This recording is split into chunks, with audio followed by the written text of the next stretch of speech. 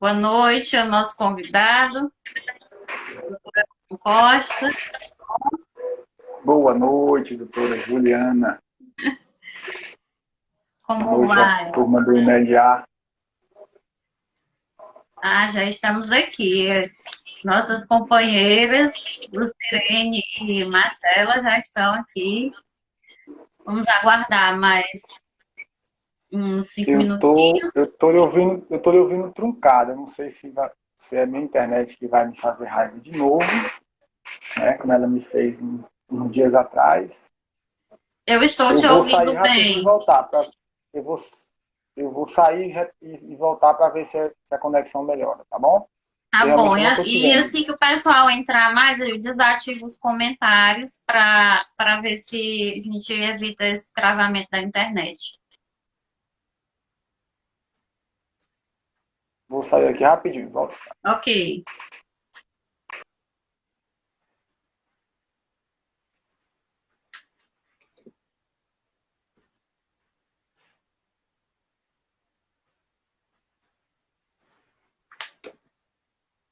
Ó, agora eu estou te vendo bem. Então, realmente o problema é na minha Tá internet. ouvindo melhor? Tô te Ficou vendo e ouvindo melhor? agora. Não sei se você. Tá, assim, não sei se vocês estão me vendo e me ouvindo, mas eu tô te vendo e Estou ouvindo ouvindo bem. e também estamos te vendo. Pronto. Então, perfeito. Sigamos então, né?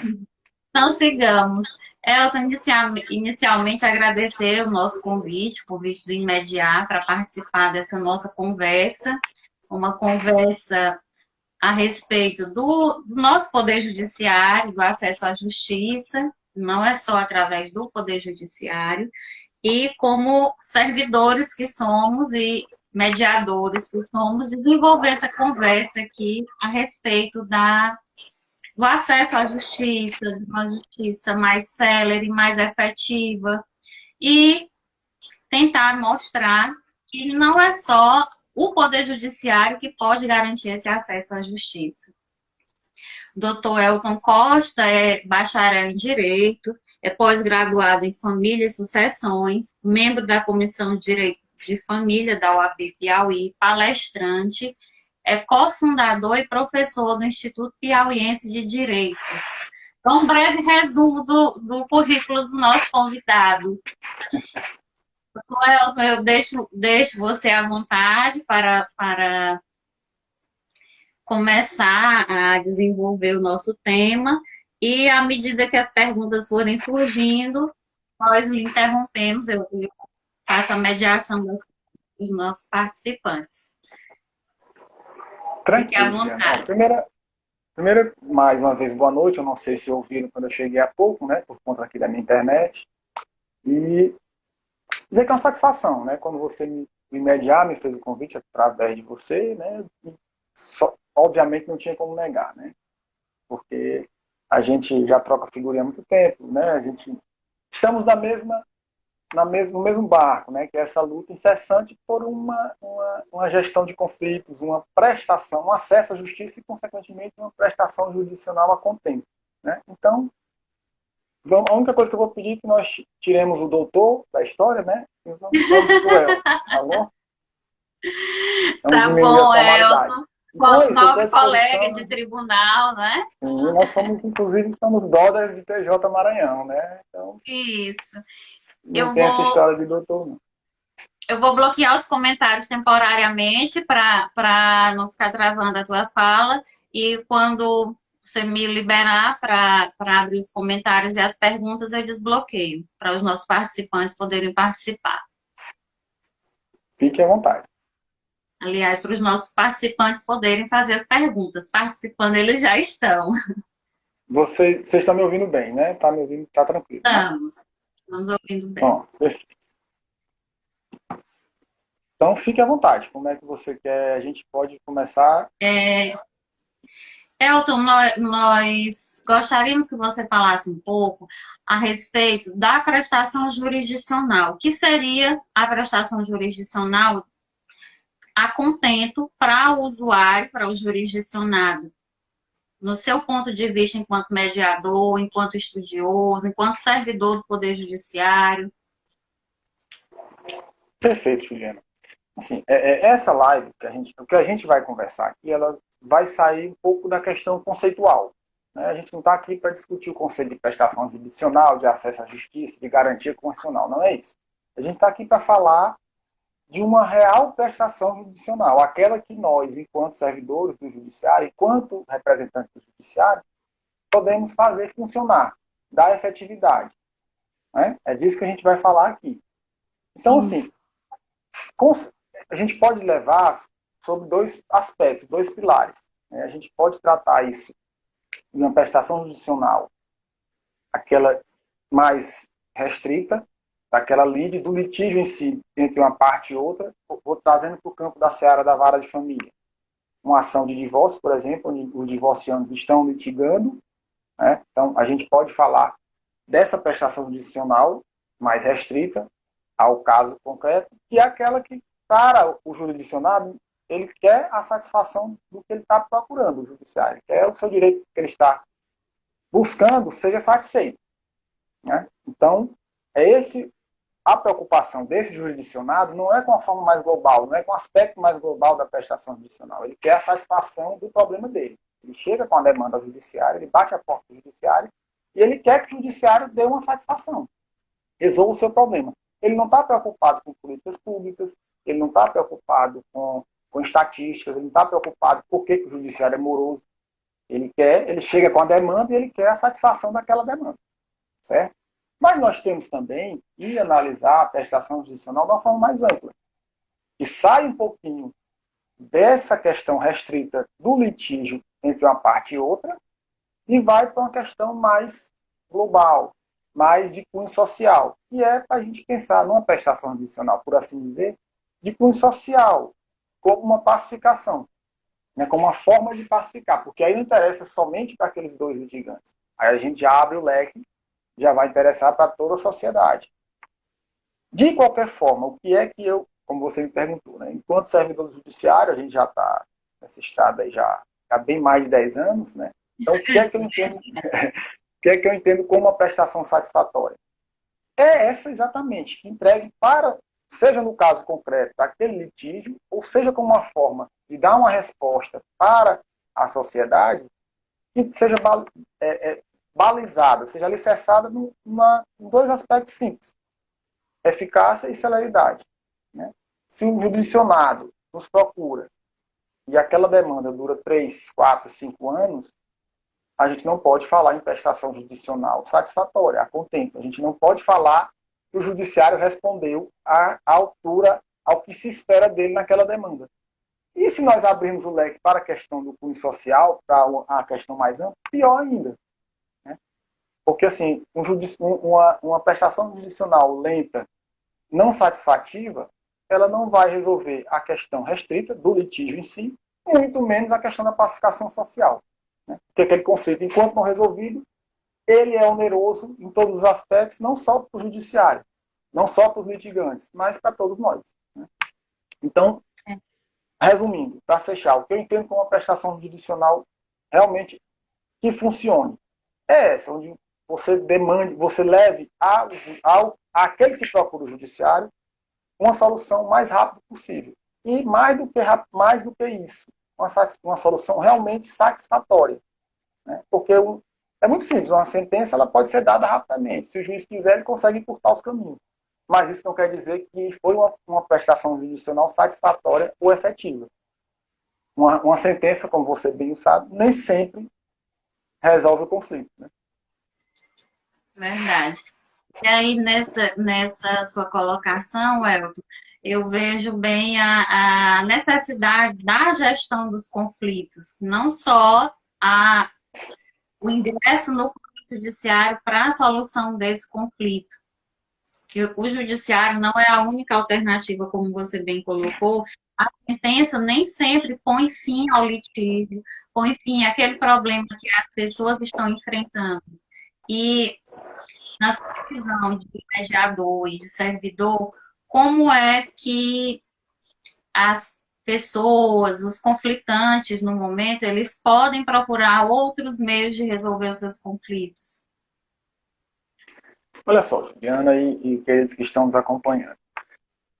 Hoje eu posso dizer que uma gestão de conflitos ela passa de preferencialmente bem longe do judiciário. Tá? O judiciário hoje, salvo raríssimas exceções, ele não é a primeira porta de entrada para tentar se resolver os conflitos. Muito pelo contrário. Né? A gente deve pensar o judiciário como a última alternativa, por vários fatores. Porque o judiciário é lento, porque o judiciário é caro, né?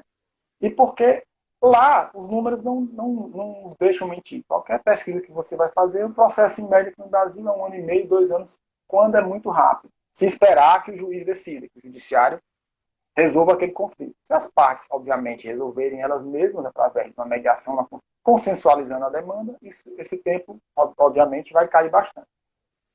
Mas você, mais do que eu, você e o pessoal do IMEDIA, a turma do IMEDIA, mais do que eu, sabem que hoje uma gestão adequada de conflitos, ela passa por vários meios, ela tem vários mecanismos para se fazer, para ser levada a termo. Né? E o judiciário realmente ele não é o ideal, porque ele não tem uma estrutura adequada. O judiciário, falando no judiciário em si, a questão forense, né, não tem estrutura. Timon é uma exceção. Né? O doutor Rogério, quando foi diretor, ele deixou de uma estrutura, né, física, predial, que dá um certo conforto para aquele jurisdicionado.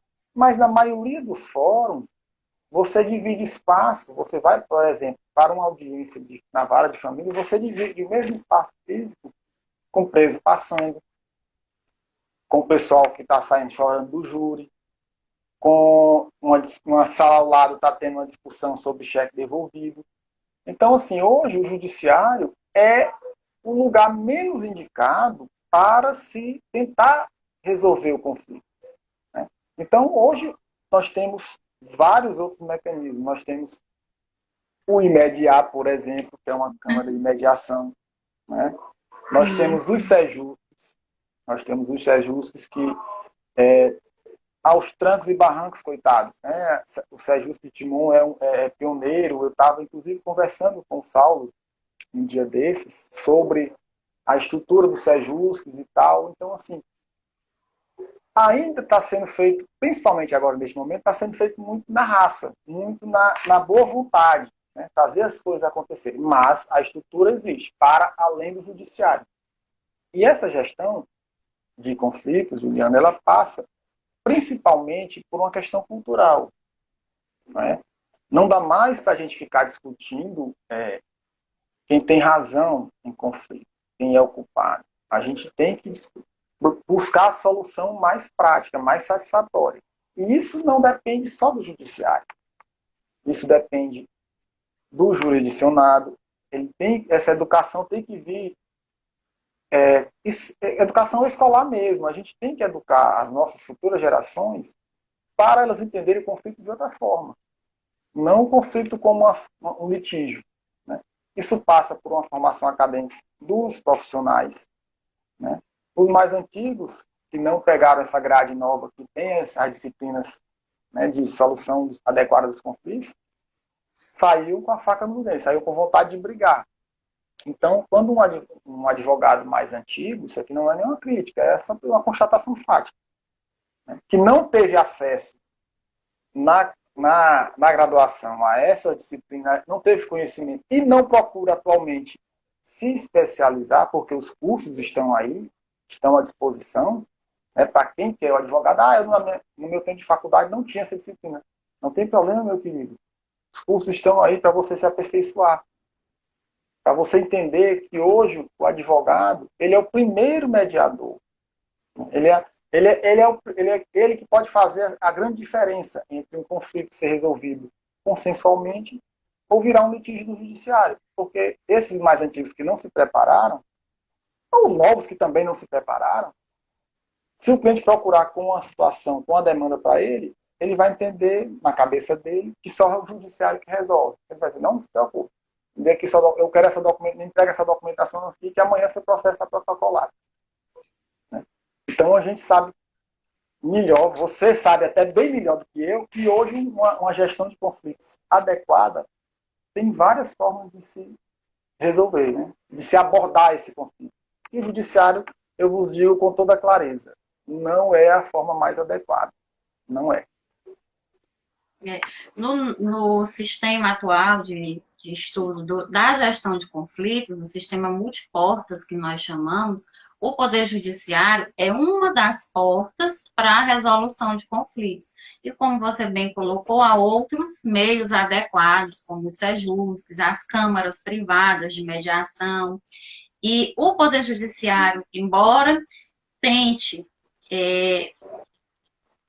dar vazão a toda demanda que recebe, não consegue mais responder a contento o acervo processual que chega, não consegue dar razão, não consegue dar andamento a todo o acervo processual que possui, o que, por vezes, gera insatisfação das partes envolvidas por conta da demora na resolutividade do seu litígio, do problema que ela está enfrentando naquele momento. E aí, esses outros meios, que são outros meios adequados, outras portas, como nós chamamos de solução de conflitos, se mostram apropriadas para resolver de forma mais célere, mais econômica, menos desgastante para as pessoas envolvidas no conflito, que não são necessariamente obrigadas a recorrer ao Poder Judiciário para ter aquele problema, aquele conflito momentâneo satisfeito ou resolvido. Para ela ser ouvida, ela não precisa chegar diretamente ao Poder Judiciário, nós temos outros mecanismos para isso. E em relação a isso, ao Poder Judiciário, a esses outros mecanismos de resolução de conflitos, os meios adequados de resolução de conflitos, eu te pergunto a respeito da participação do Ministério Público, como você vê a intervenção do Ministério Público nos acordos, nas resoluções extrajudiciais, como é a sua atuação em vara de família, você lida muito com isso, vê muito essa realidade do Ministério Público acompanhar a legalidade dos acordos. Olha só, Juliana, quando a gente fala de gestão adequada de conflitos, né, a gente vai ao encontro, obviamente, da questão da autonomia da vontade das partes envolvidas. Né? Não dá para você falar numa consensualização de uma demanda e excluir a vontade das partes. Então, quando você traz a questão para essa seara, você tem que levar em consideração, pelo menos a meu ver, que a vontade dos envolvidos. Então, se eu entrego para eles o poder, a força de resolver o próprio conflito deles, eu tenho que levar em consideração o que eles querem, a vontade deles. Onde é que cria essa dicotomia com a atuação do Ministério Público? Vamos lá. Acontece muito, todas as ações, praticamente, todas as ações afetas à questão, às varas de família, elas precisam da participação do MP. Né? Principalmente nas que envolvem incapazes. Então, a gente não tem como fugir do MP nas questões que envolvem incapazes, direitos disponíveis. E na vara de família, inevitavelmente, a gente vai estar tratando disso. Divórcio, guarda, convivência, pensão alimentícia, que é o carro-chefe das varas de família, investigação de paternidade, enfim. Demanda da participação do MP. E quando você fala falando bem claramente, deixar as partes à vontade para, diante da real situação delas, ninguém melhor, é o que eu costumo dizer nas audiências, ninguém melhor sabe da sua realidade do que você. Não adianta eu, enquanto conciliador ou mediador, dizer, não, isso aqui não é o melhor para você. Mas quem sabe o que é melhor para ele, é ele. Ele é que sabe onde é que o sapato aperta. Ele é que sabe, por exemplo, numa ação de alimentos. Todo mundo sabe que se baliza. Para se aferir um valor de uma pensão, vai se balizar a necessidade e possibilidade. Mas, num país onde a maioria esmagadora vive de um salário mínimo, e um estado como o nosso, do Maranhão, que talvez a grande parte nem chegue a esse salário mínimo, você tem de um lado uma necessidade de 3, 4 filhos, como eu estou cansado de ver, e uma capacidade de outro lado de R$ 500, aí você chega para o Estado e diz, resolva. Né? Mas vamos lá, deixa a vontade, a autonomia da vontade dessas partes resolverem. Por quê? Porque a mãe daquelas crianças, ela sabe, quando sabe que a realidade do pai é realmente aquela, ela vai dizer, não, ele oferece, já aconteceu demais, R$ 50, R$ 60. Parece piada, né? Parece até brincadeira. Mas dependendo da realidade vivenciada, você hoje está na comarca de Timon, eu hoje estou na comarca de Caxias, mas você já passou por outra comarca. Eu já passei por comarcas menores, né? Então, já passei por comarcas que R$ 100 é muito dinheiro, realmente. Então, quando você chega nesse ponto, eles resolvem, consensualizam a demanda, e você manda para o Ministério Público, e ele diz, não, esse acordo, eu não concordo que ele seja homologado, porque isso não vai atender às necessidades do alimentando, por exemplo. Mas por que não? Então, como é que a gente vai falar numa gestão adequada, onde as partes resolvem as suas próprias demandas? E isso nos remete à autonomia da vontade dessas partes.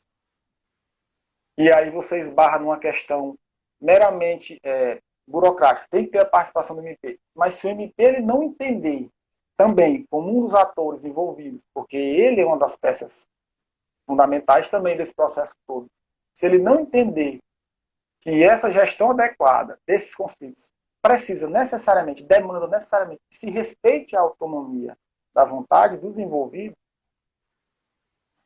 não vai se dar efetividade, não vai se levar a termo essa gestão adequada. Então a gente vai ser coisa para inglês ver. Vai ser o judiciário dizendo, não, aqui a gente faz, aqui a gente tem todos os mecanismos, tem SEJUS, tem câmaras públicas, privadas de mediação, tem, sei lá, seja o que for, todos os métodos adequados estão à disposição, mas quando as partes consensualizam aquela demanda, um dos atores vai lá e diz, não, eu não concordo. Né? E aí, como é que você faz? Me parece um pouco até uma questão do contrassenso. Por isso que eu digo, isso passa, aí a gente volta lá para o começo da nossa história. Aí a gente vai para a questão da prestação judicial para o aspecto mais amplo, para além do litígio em si, restrito. A gente vai para uma questão mais global, mais ampla. Então a gente precisa o quê? Que todos os envolvidos, advogados, as próprias partes, no caso os jurisdicionados, o judiciário, no meu caso como servidor, no caso do magistrado que vai homologar a sentença, mas o Ministério Público também tem que ter essa parcela de contribuição. Eu não estou dizendo aqui que o Ministério Público atrapalha, não é isso, pelo amor de Deus. Né? Mas todos os envolvidos, inclusive o Ministério Público, tem que ter esse olhar sensível para essa questão da autonomia da vontade. Porque me parece contraproducente. Se você entrega isso para as partes, resolvam o seu conflito, eu peço uma audiência, olha, a melhor solução vai sair da conversa de vocês. Eu estou aqui só para ficar quietinho aqui no meu canto, ouvindo vocês conversando, e a gente vai aqui aparando as arestas, tentar achar a melhor solução, mas que parta isso de vocês. Aí se perde 1, 2 horas, entre aspas, passamos 2 horas fazendo uma audiência, show. Aí quando você termina aquela audiência, reduz a termo, vai para o Ministério Público, ele diz, essa parte bem aqui eu não concordo porque R$ 80 não vai suprir a necessidade dessa criança. Não, não vai. Como R$ 1.000 também não vai suprir a necessidade de 3, 4 crianças. Mas nós temos uma capacidade de R$ 1.000. E se a gente exaurir toda essa capacidade de quem tem que pagar a pensão, por exemplo, essa pensão não vai ser paga. E se essa pensão não for paga, o que é que vai acontecer? Nós estamos gerando um novo conflito. Então, qual é a função precípua, essencial da pensão alimentícia? Ajudar no sustento de quem dela precisa. Então, se a gente as partes acharam uma forma delas resolverem isso, por que nós temos que dizer não? Isso aqui não tá satisfatório para quem? Para o Ministério Público, para o Judiciário, mas não está satisfatório para as partes. Se elas entendem que dentro daquela realidade que elas vivenciam, aquilo é o que pode ser feito no momento, quem somos nós que estamos aqui do outro lado para dizer, olha, não, vocês não vão, isso aqui não vai ser resolvido assim. Procure outra forma de resolver. Então, é nesse aspecto que eu digo que todos os envolvidos têm que ter um olhar sensível para essa questão. Se respeite a autonomia da vontade das partes. Ou então a gente vai começar a regredir e voltar. Tudo que a gente está tentando construir com essa questão da cultura da paz, a gestão adequada dos conflitos, se a gente não deixa, diz para eles que eles são os atores principais, mas a gente vai tolher essa autonomia, eu não sei se a gente vai chegar onde a gente está querendo. Eu anotei aqui da tua fala 2 pontos interessantes que foi o que me chamou mais a atenção. É a dicotomia entre o papel do Ministério Público enquanto fiscal da lei, enquanto ente que zela pelo interesse do menor, do alimentando, e a autonomia das partes que resolveram de forma consensual aquele litígio, que na sua realidade é a realidade dos conflitos de família, e que há uma necessidade de se observar a realidade em que aquele conflito acontece. Porque não necessariamente só aplicar a lei sem uma interpretação mais sensível do caso vai solucionar aquele conflito. E aí você destacou bem a questão da autonomia das partes, que já conversaram, sabem da sua realidade e chegaram a um consenso que talvez, aos olhos do fiscal da lei, do Ministério Público, enquanto fiscal da lei, zelando pelo interesse do menor, talvez, de uma visão mais geral, não atenda às necessidades daquele menor, mas for olhar a fundo o caso concreto, dentro daquela realidade, talvez não o suficiente, mas o possível para atender aquela necessidade. É isso? Que foi isso assim, que eu acho mais interessante na tua fala a respeito disso, dessa participação importante que o Ministério Público tem, enquanto fiscal da lei, enquanto pacificador também, né? Sim, sim. E aí agora, nesse momento que estamos de confinamento, de quarentena, que nós percebemos, nós que estamos no judiciário, no dia a dia, percebemos que alguns conflitos aumentaram em quantidade ou apenas passaram a ser percebidos com mais frequência, talvez já acontecessem, não eram tão percebidos assim. Nós estamos vendo atualmente, que os conflitos de família, eles cresceram, eles passaram a ser mais percebidos, talvez por conta da convivência que se intensificou no isolamento social, todo mundo fica em casa. E nós, enquanto mediadores, estamos tentando, de alguma forma, mostrar como você pode resolver seus conflitos de uma outra forma, que não seja o Poder Judiciário. E o próprio Poder Judiciário também vem tomando medidas, realizando atividades para que não fique tão prejudicada a prestação jurisdicional. O judiciário todo está funcionando em home office. E, na sua realidade, quais estão sendo os pontos positivos e os pontos negativos desse trabalho em home office?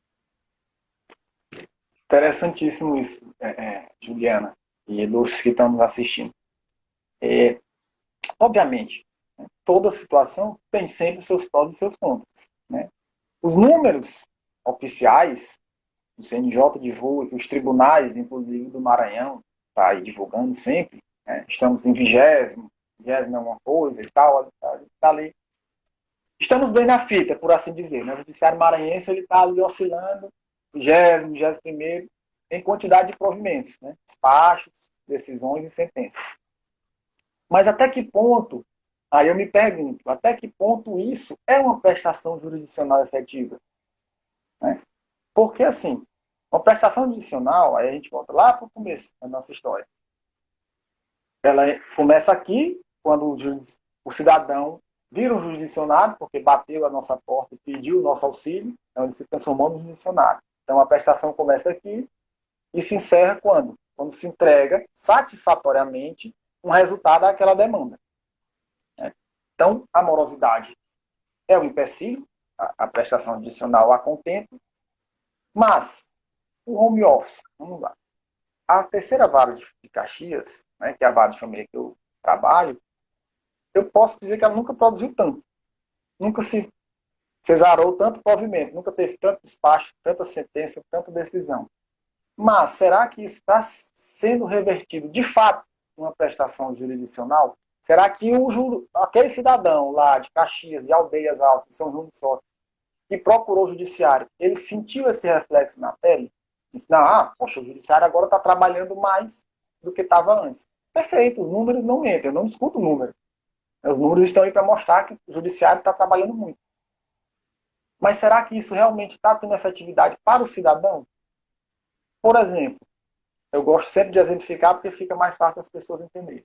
Uma ação de alimentos, ela pode ser ajuizada neste momento? Pode.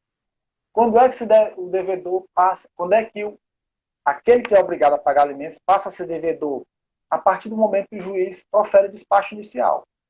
Então, a pessoa judicializa, vai lá, procura advogado, procura a defensoria, e isso continua funcionando. O processo é protocolado hoje. Provavelmente, daqui a 2 dias, no regime que a gente está trabalhando, porque está todo mundo trabalhando, não tem atendimento ao público, não tem audiência, então os servidores e o magistrado estão todos voltados para os processos, debruçados sobre os processos.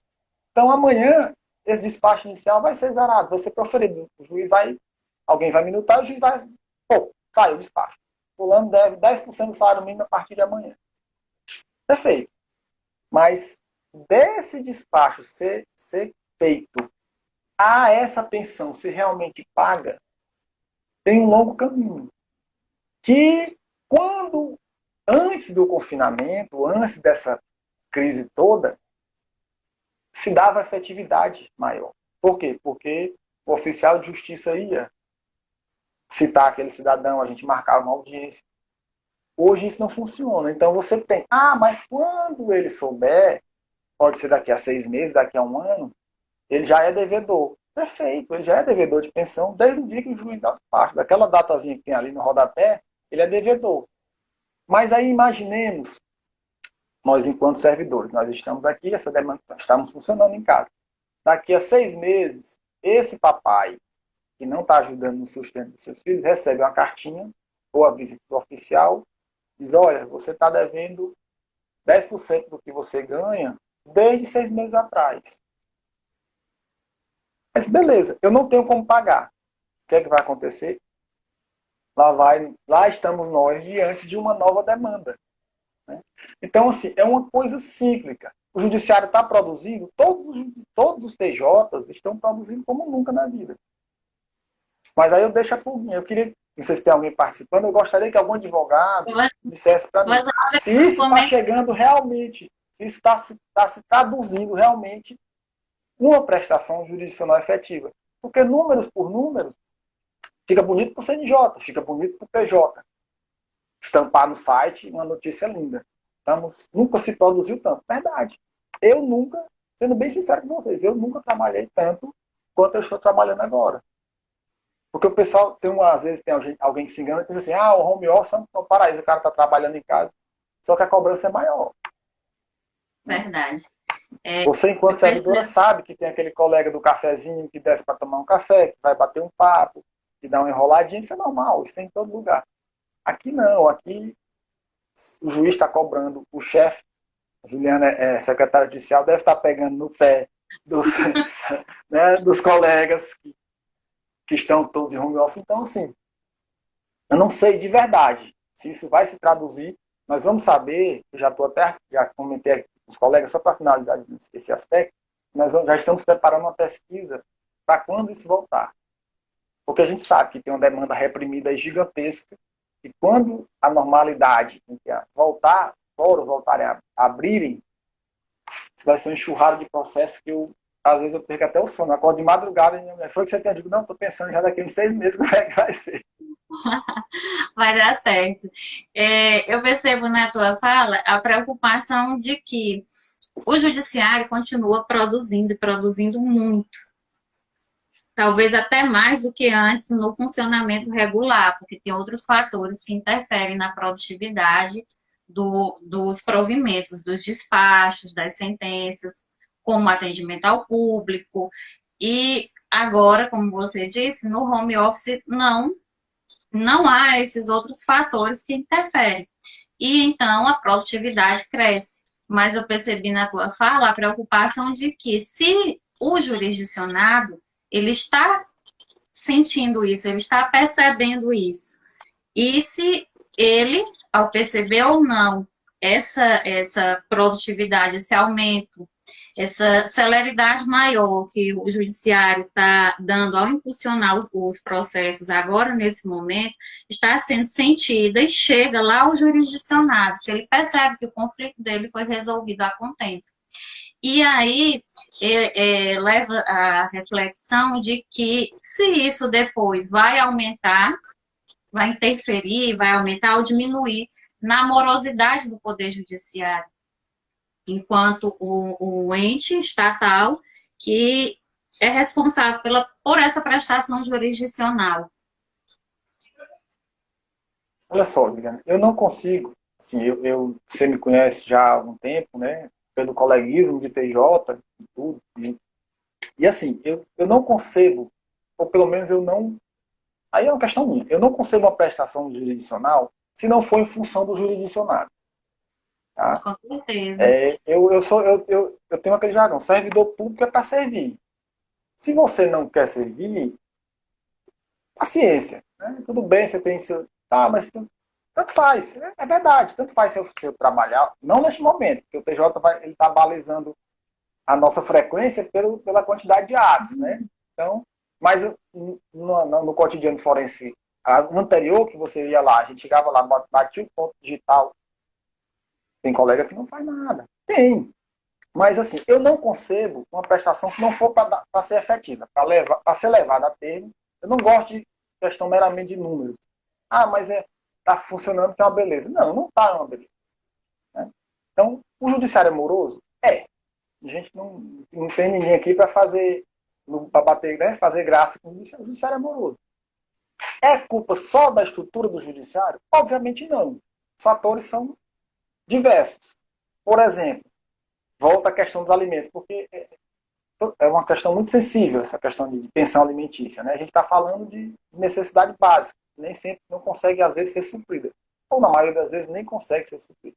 Então, quando você tem, como eu falei há pouco, 3, 5 filhos de necessidade contra R$ 500 de possibilidade de um pai, você está falando de uma relação que não vai ser, não dá para equalizar nunca. Então, vai sempre pender para um lado. Vai ser sempre pouca capacidade para muita necessidade. Então, você não vai conseguir resolver essa equação nunca. Mas o Estado, ele te diz, não, resolva, você tem que resolver. Só que esse mesmo Estado, que diz que o Judiciário tem que resolver esse pepino, ele não pensa lá atrás e não diz assim, é como ele, vamos lá, diz assim, quem pariu Mateus e balança, né? Se você é papai, você vai ter que pagar, você vai ter que sustentar os seus filhos. Mas ele não vai lá atrás e diz assim, antes de parir Mateus, pense se você tem condição de balançar o berço de Mateus. Né? Então o Estado ele não restringe de forma alguma essa produção de filhos. Né? Então isso vai ser sempre ciclo. Na questão de pensão vai ser sempre ciclo. Vai ser sempre muita necessidade para pouca capacidade. Salvo casos raríssimos de safadões da vida aí, mas a grande maioria das demandas do judiciário na questão de pensão alimentícia é de gente como a gente. É de um salário mínimo e olha lá. Mas, enfim, a morosidade do judiciário já é demais. Aí todo mundo sabe. Então, imaginemos, Juliana, ilustres que nos assistem, essa demanda reprimida. Nós estamos falando aí, provavelmente, de... eu não consigo nem imaginar, me dói até a cabeça, porque a distribuição da vara de Caxias, da vara de família, é algo em torno de 250, 300 processos mês. Né? Hoje nós estamos bem distante disso. Por quê? Porque realmente o cidadão tem uma demanda, ele percebe aos olhos dele, a gente está falando de estatísticas que o CNJ, que o PJ coloca nos sites e tal, mas o cidadão, aquele lá que discute pensão, ele não está olhando para o site do PJ, ele não sabe se o judiciário... A notícia que chega para ele é que o judiciário está fechado. Então, aquela mãe que não está recebendo, que o pai parou de pagar a pensão, seja porque foi demitido, seja porque ele é autônomo, não está mais vendendo, não está mais produzindo, e a renda dele caiu ou acabou, aquela mãe não vai procurar agora, porque na cabeça dela o judiciário está fechado. Mas na hora que ela escutar na rádio,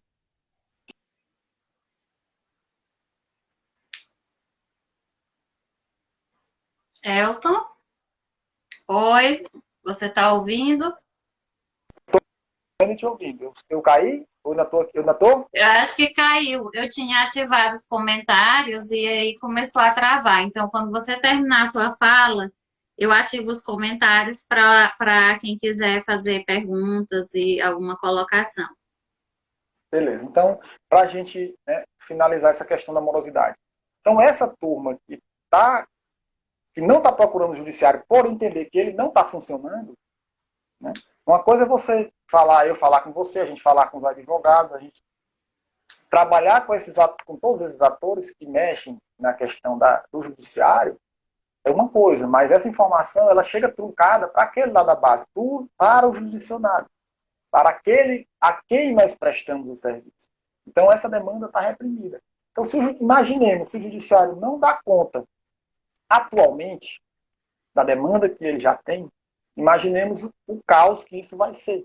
Quando esse judicionário escutar lá na rádio, lá no interior dele, que o judiciário voltou a funcionar.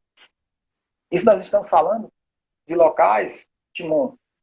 Eu costumo falar de Timon e Caxias porque são cidades que têm mais ou menos a mesma população. Então, potencialmente, tem o mesmo número de judicionados, que é algo em torno de 200 mil. Né? Então, 200 mil pessoas, habitantes, são potenciais judicionados. Então, nós estamos falando de comarcas de porte médio do Maranhão. Mas imaginemos Barão de Grajaú, imaginemos São Francisco do Maranhão, imaginemos Arames, cidades, comarcas pequenas, que a estrutura é bem pior do que Timon, do que Caxias. Quando essa demanda reprimida desembocar, todo mundo batendo na porta judiciária, vai ser um caos. Né? Então, tem que se buscar urgentemente, todas as pessoas, todos os envolvidos nessa questão da gestão dos conflitos, elas têm que se reunir o quanto antes e começar a buscar alternativas para, né, e neste momento está sendo interessante, porque está se falando muito disso, né, talvez quem não tinha ainda contato, não tinha essa vivência, não tinha essa noção de como se trabalhar, como se gerir os conflitos para além do judiciário, está se falando tanto neste momento que eu acho que pelo menos a sementinha vai ficar plantada, porque se realmente tudo isso desembocar no judiciário, vai ser um caos. Dessa questão da morosidade em si, essa tua fala a respeito dessa demanda reprimida, agora no momento, e a produtividade, a alta produtividade nesse período de home office, vai chegar a um ponto em que nós vamos produzir e parar porque a demanda está reprimida, digamos assim. Não parar necessariamente, mas que nós não vamos estar recebendo tantos casos novos como antes no Poder Judiciário. Mas, por outro lado, e é o que eu procuro sempre enfatizar, o Poder Judiciário não é a única forma de resolver esses conflitos. E nós, enquanto mediadores, estamos tentando divulgar, disseminar mais ainda essa ideia, que o Poder Judiciário é uma das formas de solução dos conflitos. Quando esse conflito não consegue ser resolvido por uma outra forma consensual. Nós temos a mediação, a conciliação, a arbitragem, que são mecanismos adequados para a solução de conflitos, são reconhecidos e incentivados pelo CNJ. O Poder Judiciário, de uma forma geral, vem tentando disseminar, divulgar mais ainda essas práticas. A legislação em vigor também vem nesse sentido de incentivar. O Código de Processo Civil veio com esse reforço para os meios consensuais. E assim nós vamos caminhando, mesmo que a passos lentos, mas tentando divulgar, disseminar mais ainda a resolução consensual dos conflitos como dos meios adequados de solucioná-los, não só o Poder Judiciário. porque à medida que se procura mais e mais o Poder Judiciário, ele vai ficando mais e mais abarrotado e não consegue dar vazão, não consegue dar ao jurisdicionado a resposta que ele quer no tempo satisfatório. Então, eu vejo bem isso. E agora, nesse momento, é muito importante no nosso diálogo, todos esses diálogos que estão acontecendo nesse sentido. E uma notícia bem interessante é que o CNJ, amanhã, faz o lançamento do curso de formação de mediadores à distância. Amanhã, então, acredito que no site já deve estar disponível, porque a notícia já foi veiculada, já está circulando, de que o CNJ vai liberar o curso para ser feito em modalidade à distância. Não tinham detalhes ainda na notícia, mas isso já é um grande avanço e ajuda muito agora no nosso período. Eu vou abrir os comentários para quem tiver perguntas e colocações a fazer. Porque eu verifiquei aqui o nosso tempo, faltam menos de 15 minutos para encerrar a live.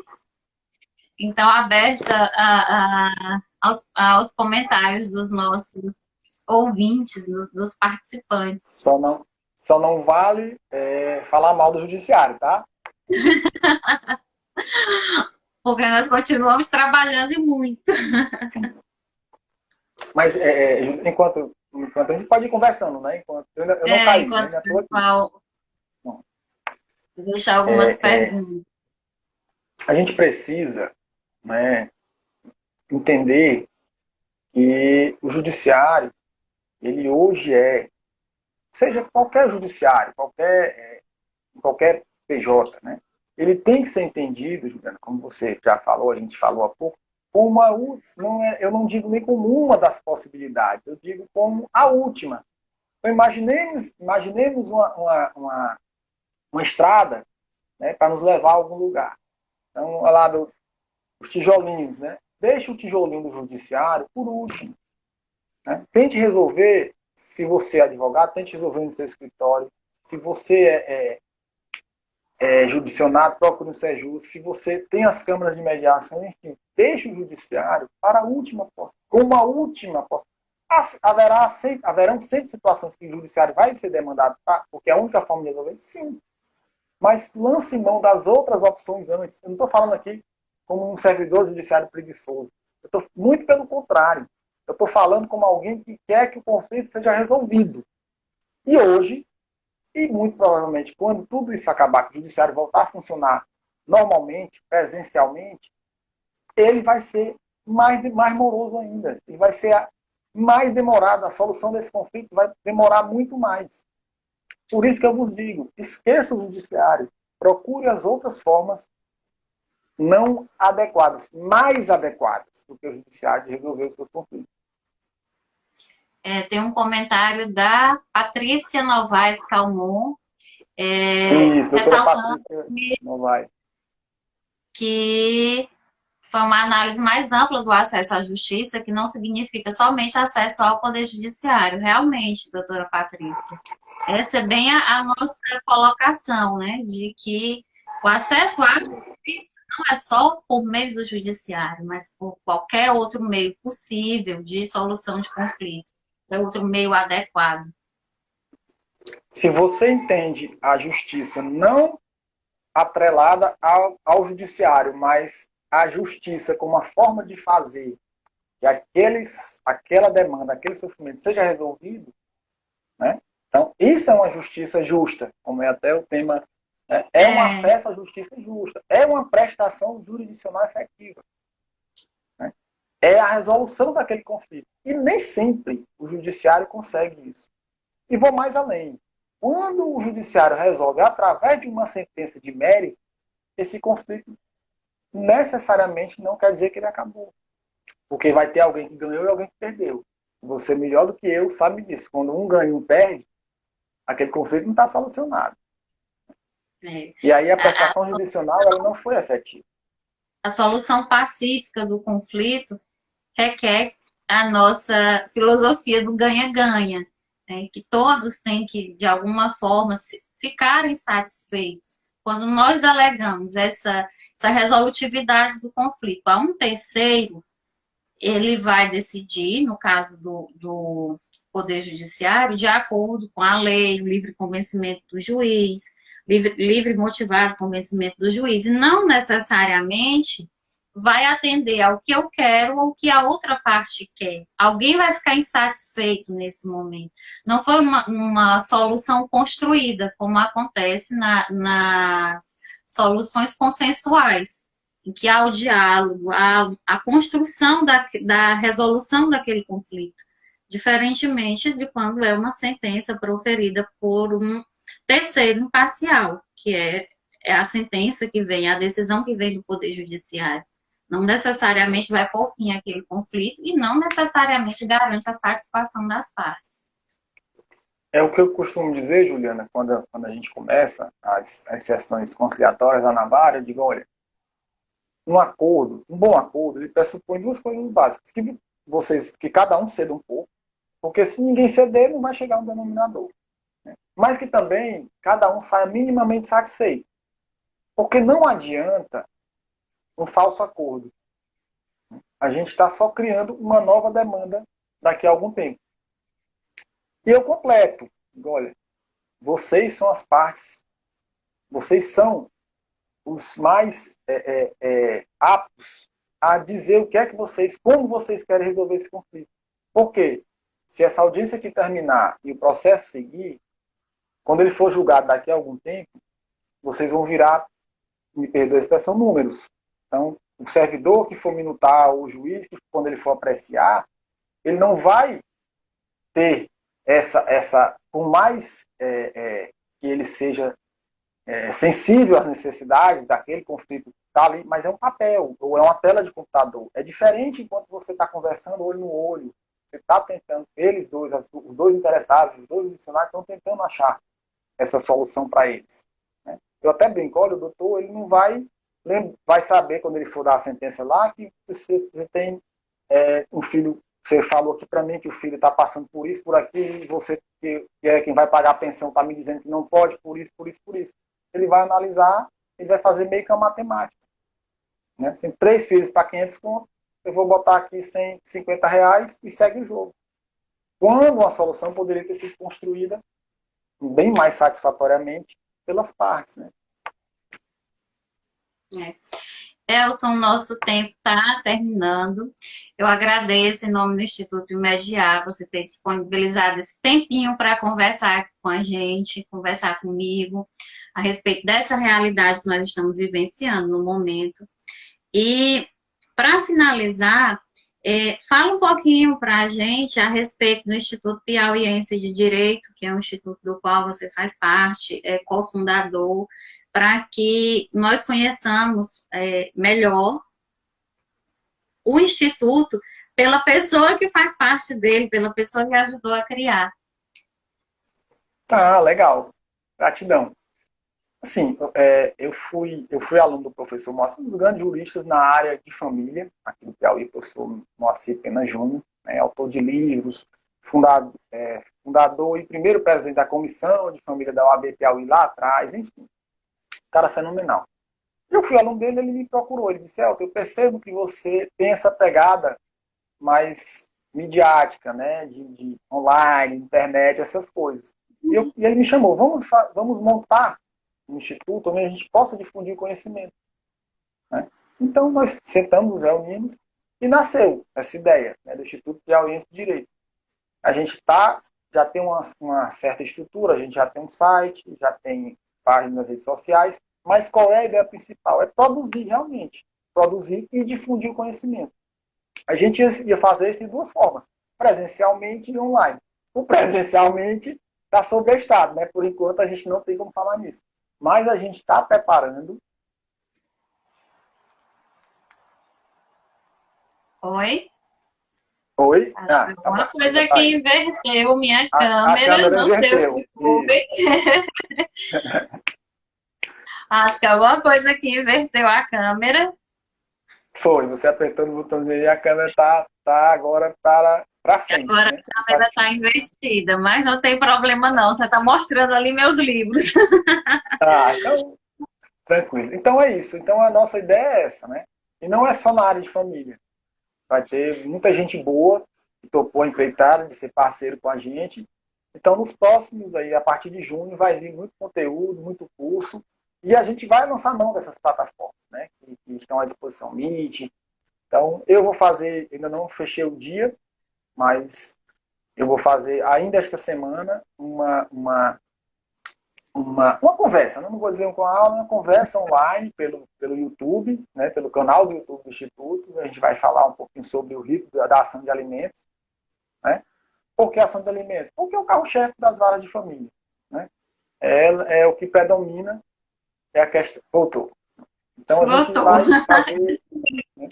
Depois eu vou divulgar com calma qual vai ser o dia, o horário, mas eu vou fazer ao vivo. Né? Eu vou abrir o canal do YouTube e vou fazer uma conversa sobre o rito da ação de alimentos. E é isso. A ideia do Instituto é essa, é de produzir e difundir nas mais diversas áreas. Não é só na área de família, não. Vai ter processual, vai ter gestão de conflitos, vai ter, enfim. Né? A gente está tentando aí ver se produz e difunde um pouquinho o conhecimento jurídico. Né? Sempre nessa pegada, sempre didática. Eu acho que a liturgia ela não deveria existir mais nem lá nos tribunais superiores, mas se ainda há de existir, deixa lá para eles. Quem quer conhecimento hoje, principalmente na rapidez que está, procura uma coisa simples, procura uma coisa pontual. Né? Eu não imagino mais uma pessoa passando 3 horas assistindo uma aula ou lendo um livro de 200 páginas. Né? A pessoa quer o resumo. Não necessariamente sem conteúdo. Obviamente, você pode ser simples didático, mas levando conteúdo. E é isso que o IPEDI se propõe. Então, segue aí nas redes sociais e a gente vai tocando. Ah, tá ótimo. Obrigada, Elton. Agradeço mais uma vez a sua participação e a participação dos nossos colegas, que são todos colegas simpatizantes da mediação, da conciliação, dos meios consensuais de resolução de conflitos que estão acompanhando a nossa live. Não vou nomear, porque tem muita gente que eu não conheço, que eu não sei o nome exatamente, mas de já agradeço a participação e o Instituto Imediar está com esse projeto agora, nesse período de confinamento, de fazer lives com conteúdos dinâmicos, conteúdos atuais, sempre nessa proposta de disseminar a resolução de conflitos consensual, não seja só por meio do Poder Judiciário, e nos, nos disponibilizamos a tirar dúvidas, a atender, mesmo que à distância, e ajudar da forma que for possível, que estiver dentro das nossas possibilidades. Agradeço a todos, uma boa noite. Você ainda tem mais alguma colocação? Sim, eu queria só, obviamente, agradecer o convite, né? Dizer que para mim é uma satisfação, né? Além de estar falando com você, falando para a galera do Imediar, né? E de um assunto que meus olhos brilham, né? Quando eu falo em prestação judicial efetiva, como a gente pode fazer, dava para a gente passar a noite aqui conversando, né? Porque eu acho que ainda falta muito, né? Para a gente realmente, no sentido amplo da prestação judicional, levar ela de uma forma satisfatória e efetiva a quem procura. Né?